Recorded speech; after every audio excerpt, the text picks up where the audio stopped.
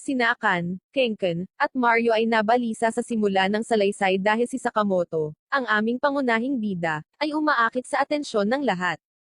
Ginagawa ni Sakamoto ang lahat ng kanyang aktibidad na nauugnay sa paaralan ng may estilo at kagandahan.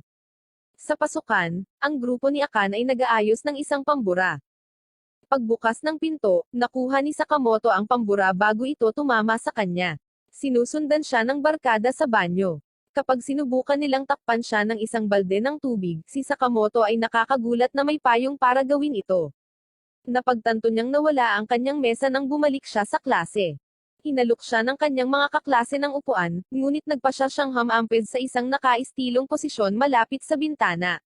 Nagpa siya hanggang na gumamit ng karahasan dahil hindi sila nasisiyahan. Nakatanggap si Sakamoto ng salita mula sa isang mag-aaral na gusto siya ng instruktor sa silid-aralan ng agham, kaya pumunta siya doon.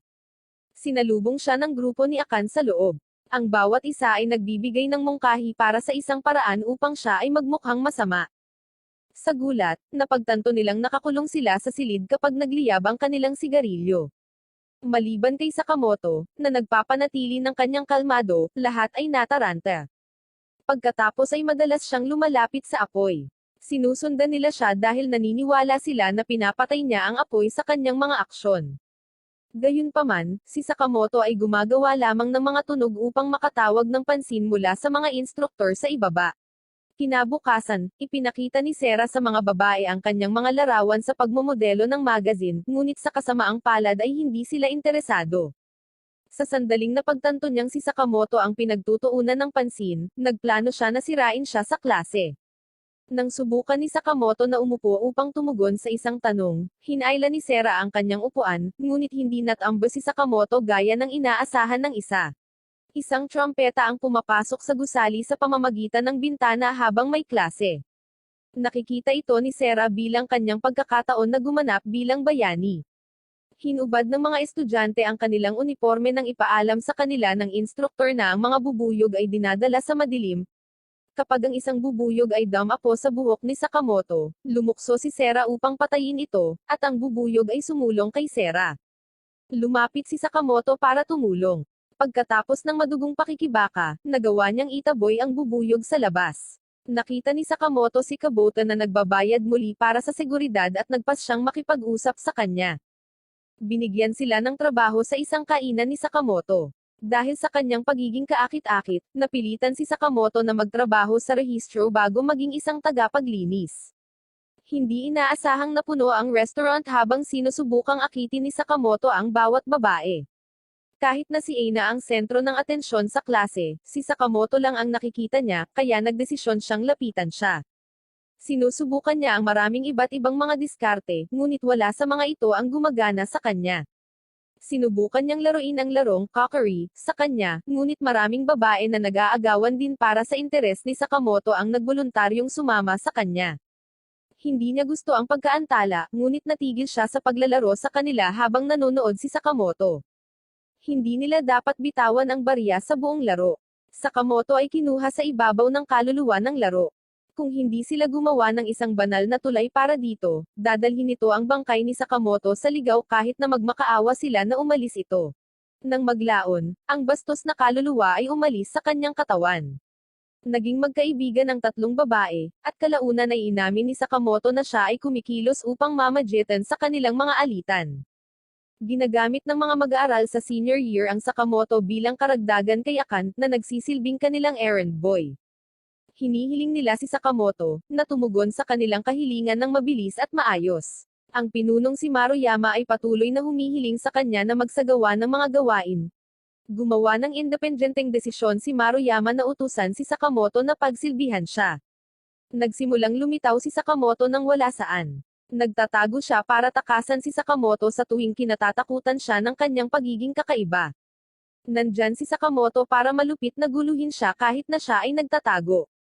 Nagulat si Akan nang makita siyang bumibili ng sarili niyang tanghalian sa cafeteria.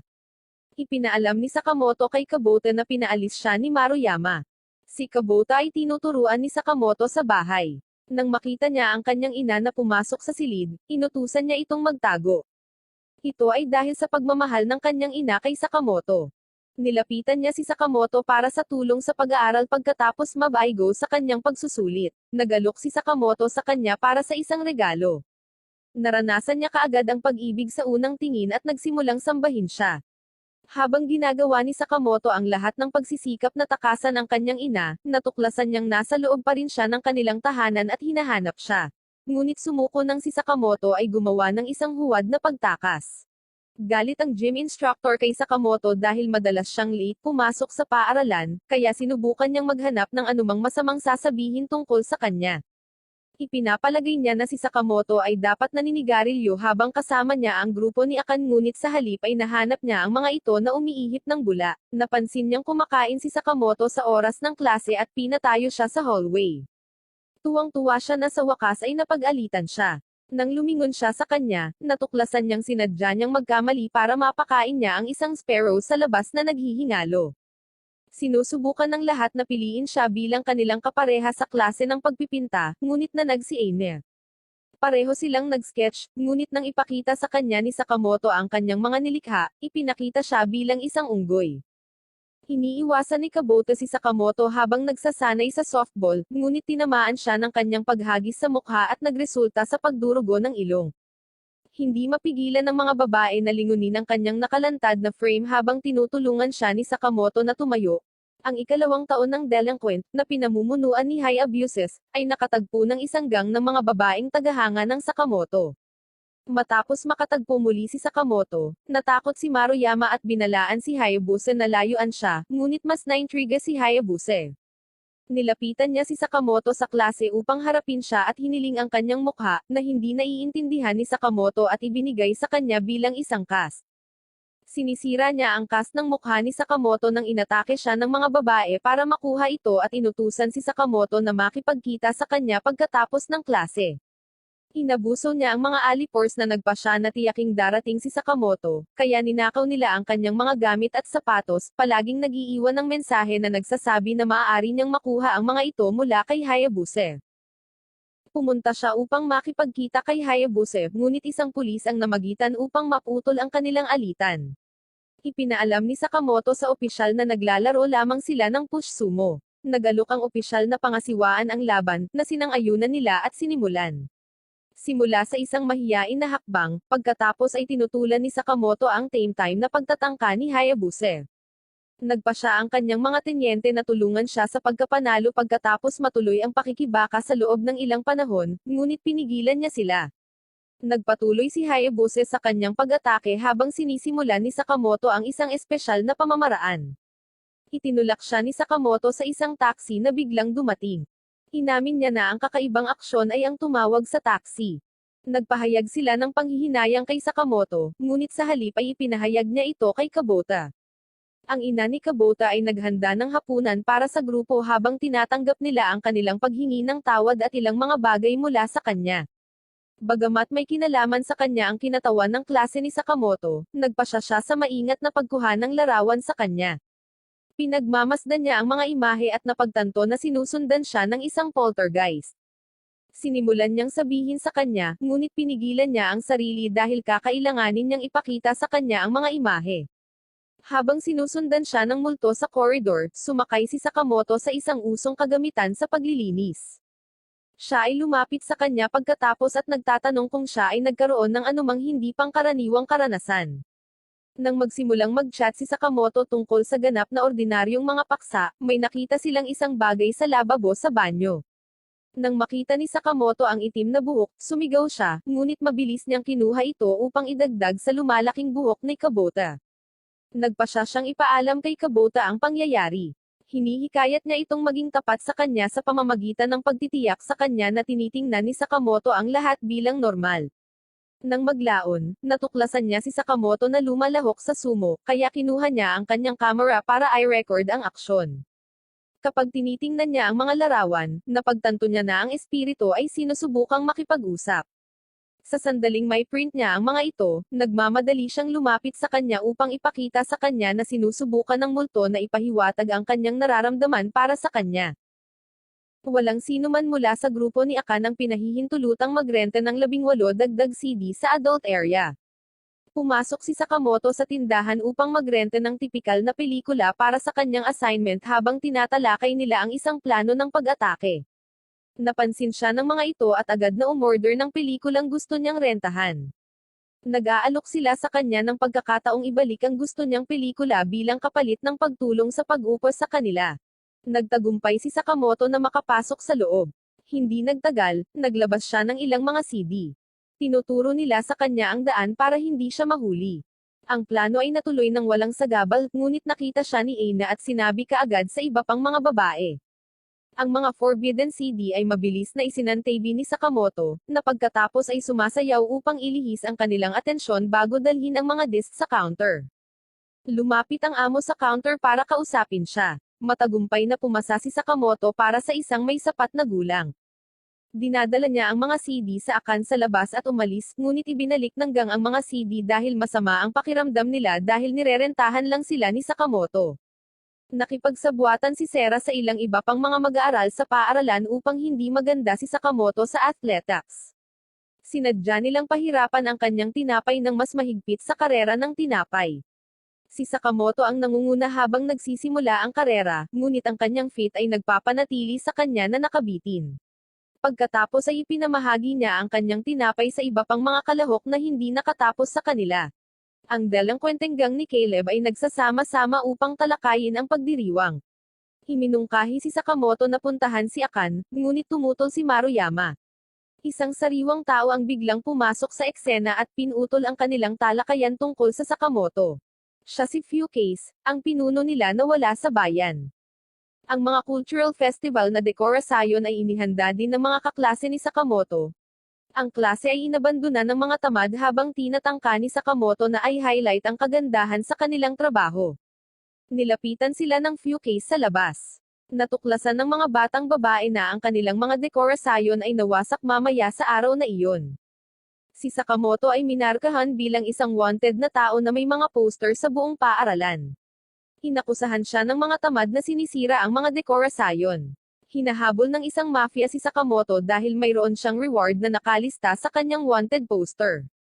Pumasok siya sa teatro at agad na nakulong, ngunit ang koponan ni Hayabuse ay nakarating doon sa oras upang iligtas siya. Kalaunan ay ipinaalam nila kay Sakamoto na si Fukase ay isang senior na nasa kalagitnaan ng 30s. Matapos makatanggap ng mahihirap na marka, nilinaw nila na gumagawa siya ng mga laro sa tuwing bibisita siya sa paaralan, at ang mga aktibidad ay idinisenyo upang alisin ang paksa ng kanyang atensyon. Si Sakamoto ay bumalik sa klase, ngunit ang pagkahuli ay humantong sa mga hinala sa iba pang mga estudyante. Siya ay umaalis at bumalik upang ipakita ang Catamaran bilang ang tunay na nagkasala. Sinusubukan nilang hadlangan ang scheme ng dekorasyon, ngunit tinutulungan sila ni Sakamoto na i-demoralize sila, at pagkatapos ay inamin nila ang kanilang maling gawain. Ang ina ni Kubota ay ipinaalam ng kanyang instruktor na tumaas ang kanyang mga marka. Sinabi niya na si Sakamoto, na naging isang kaibigan, ay malamang na nagkaroon ng ilang uri ng epekto. Kinabukasan, hindi pumasok sa paaralan si Kubota dahil sa sipon. Masaya ang ina ni Sakamoto na muli niyang hawak si Sakamoto. Upang maging malapit sa Sakamoto, nagbihis siya ng uniforme ni Kubota at pumasok sa paaralan. Hinahangaan niya ang bawat kilos niya. Ang Sakamoto ay tumatakbo sa buong pisikal na edukasyon tulad ng ideya ng ebolusyon. Humanga ang fitness instructor. Hindi masasabi ni Sakamoto na hindi ito si Kubota, kaya maaaring pantayan ni Kubota ang kanyang bilis. Sinubukan niyang lapitan si Sakamoto ngunit nadapa siya. Sa kalaunan ay tinalikuran niya ang kanyang pagkilos at bumalik sa bahay upang alagaan ang kanyang anak.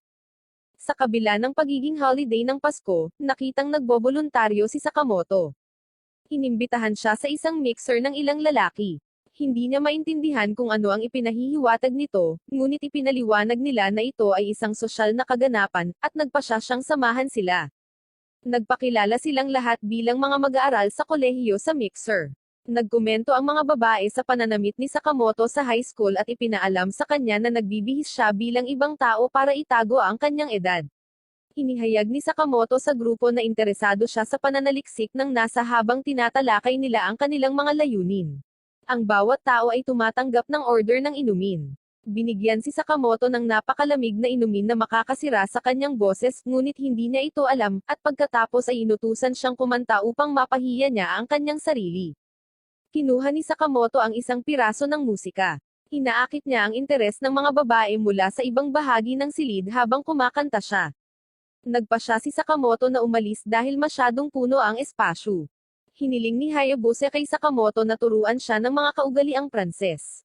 Minamaltrato niya ang kanyang ama sa pagsisikap na magkaroon ng magandang unang impresyon sa kanyang magiging asawa habang kumakain. Iniinis ng mga kuhol si Hayabusa, ngunit nagpupursige siya para sa kapakanan ng kanyang pamilya sa kabila nito.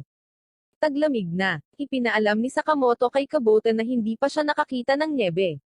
Nang malaman ito ni Akan, nagpasya siyang ipakita sa bata kung paano maglaro sa nyebe. Pagkatapos ay ipinakita sa kanya kung paano bumuo ng isang snowman pagkatapos nilang unang magsanay ng pagmamape ng katawan sa snow. Nagpakita si Focus at nagmumungkahi na hamanin niya ang ibang tao sa isang labanan ng snowball. Sinimulan nila ang labanan. Gayunpaman, dinaig ng mga kakayahan ni Sakamoto si Akan. Pagkaraan ng ilang oras, inihagis ni Sakamoto ang mga hand warmer patungo sa Akan sa pagsisikap na maputol ang kurbata ngunit nabigo ito. Maya-maya ay umuwi si Akan habang humihikbi dahil sa frustration. Pinahihintulutan si Sakamoto na magbigay ng address ng palm sa mga mag-aaral na magtatapos sa araw ng kanilang pagtatapos. Nagsisimula siya sa pamamagitan ng pagkatok ng bola sa bubong ng gym at ibigay ito sa mag-aaral bilang alaala. Pagkatapos ay nagpatuloy siya sa pagsasalita. Binigyan siya ng standing ovation para sa kanyang pagtatanghal dahil siya ay matagumpay sa paggawa ng lahat na tila bahagi ng kanyang pagtatanghal. Tiyaking mag-subscribe at i-on ang notification bell para sa higit pang mga video na tulad nito. Salamat sa panunood.